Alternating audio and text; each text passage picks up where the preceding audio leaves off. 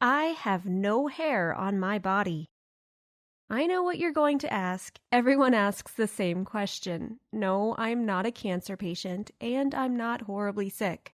My name is Sasha, and for a few months now, I have completely no hair on my body. And the worst part is that there isn't any solution to my problem. But it's not all that bad, and let me tell you why.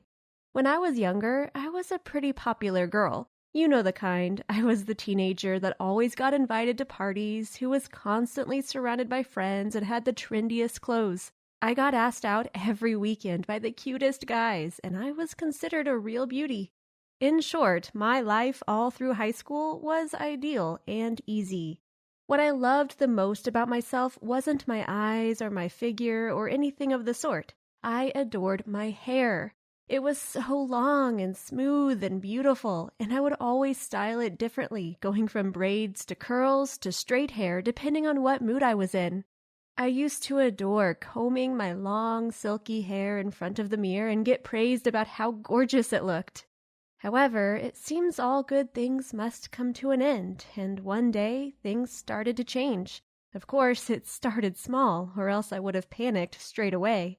I'd find more hairs than usual stick to the brush as I combed my hair at night, and just shrugged it off. After all, perhaps it was just the season, or I had shampooed my hair too deeply that day. I could have rubbed it unnecessarily, and now I was losing a bit of extra hair. It was normal, right? Wrong. I was so wrong. I began growing worried when not only did I lose a few extra strands of hair every night, but I also began noticing the same on other parts of my body. My eyebrows were getting so skinny, and I began finding so many eyelashes on my pillows.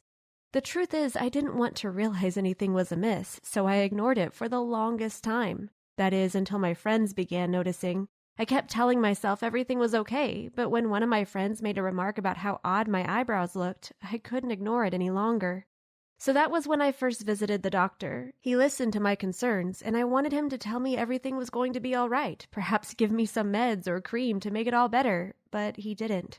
The doctor told me we needed to run some tests, and that's when I got truly worried. When I went back to see him, barely getting any sleep the night before, he looked so serious, and it only made me feel worse.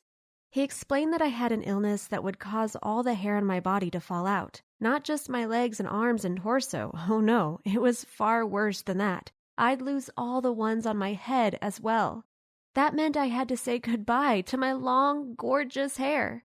I asked about possible treatment, but the doctor explained that there wasn't any he could offer. This illness was far more common in men than women, but still I was suffering from it and couldn't do a thing about it.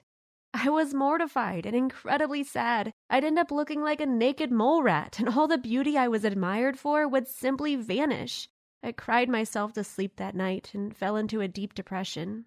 You know what's worse? It was then that I realized that most of the people I called my friends were nothing of the sort. With no eyebrows, no eyelashes, no hair on my head, people started to slip away from my side as if I was some kind of freak. People on the street stared at me as if I was a cancer patient, and I began wearing hats wherever I went. I felt so awful about myself. My best friend, though, stuck by my side as she always did, and she was my rock and my support through those months where I felt so ugly and lost.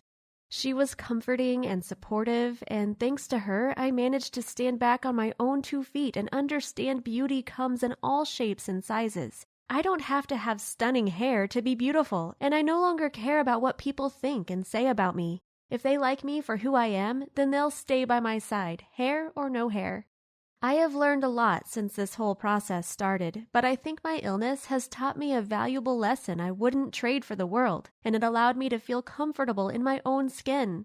I stopped trying to be the prettiest girl of every room I stepped into and feel far freer and happier now than I did before. This experience wasn't easy, but in the end, it's been worth it. I no longer have hair on my body, and it's likely my illness will never have a cure, but I've come to terms with it. I no longer wear hats when I walk out of my apartment, and now my smile is what I love most about myself.